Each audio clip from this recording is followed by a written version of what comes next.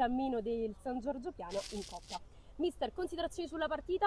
Ma oggi è stata un'altra bella prova da parte del gruppo, siamo partiti veramente bene, col piglio giusto, anche il Casteltermine ha fatto una bella partita, poi abbiamo aspettato, come hai detto bene tu, la ripresa per fare gol alla prima occasione.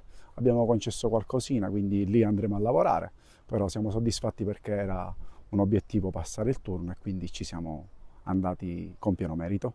C'è stato una prestazione, un aspetto particolare della prestazione che l'ha soddisfatta? Ma in alcuni frangenti della partita dove abbiamo sofferto siamo stati belli corti, compatti, poi anche il nostro portiere ha fatto due interventi importanti, quindi sono soddisfatto di tutti i ragazzi e soddisfatto della prova del gruppo che ha messo veramente in campo quella voglia e quella determinazione che serve in queste partite, perché giocare con un vantaggio di 2-0 in trasferta, poi in casa magari sai, certe volte ti puoi lasciare andare perché pensi che il turno sia un po' a favore, e quello è un errore che non si può commettere. I ragazzi non l'hanno commesso, sono stati sempre sul pezzo e quindi la concentrazione che hanno avuto nella sofferenza mi è piaciuta tantissimo, perché è una grande qualità quella di saper soffrire.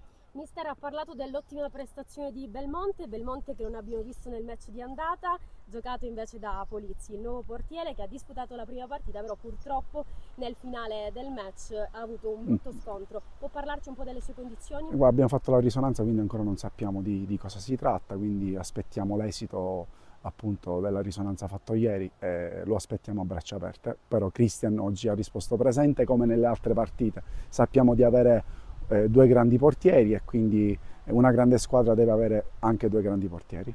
Anche oggi ha dimostrato di aver messo in campo una squadra quadrata. Prestazione da segnalare è quella di Jack Serio che è tornato al gol, un po' la prestazione della sua squadra, in particolare appunto del gol di oggi. Assolutamente sì, Jack lo sappiamo, è un giocatore che a noi ci fa sempre la differenza, ma non solo lui, anche Davide si è sacrificato, a centrocampo abbiamo avuto il piglio del gioco in alcuni frangenti, specialmente all'inizio, e anche in difesa i giocatori della difesa hanno giocato benissimo, il veterano Ivan, anche Gabriele Rubino, e chi è entrato oggi mi è piaciuto tantissimo e quello è quello che chiedo ai ragazzi, una mano quando si entra in campo, devono dare tutto e l'hanno data, e quindi sappiamo che possiamo contare su un gruppo di 24 ragazzi e si devono fare trovare sempre pronti.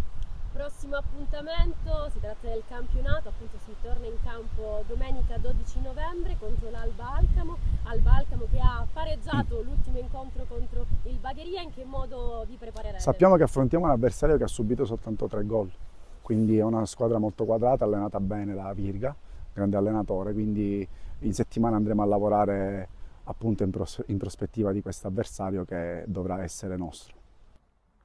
Il ritorno degli ottavi di Coppa Italia porta la firma di Jack Serio. Come valuti la prestazione di oggi della squadra e in particolar modo la tua? Innanzitutto è stato importante portare dalla nostra qualificazione, cosa non abbastanza semplice perché comunque nonostante la partita dell'andata su comunque un vantaggio importante c'era sempre una gara di ritorno da giocare con un avversario abbastanza ostico.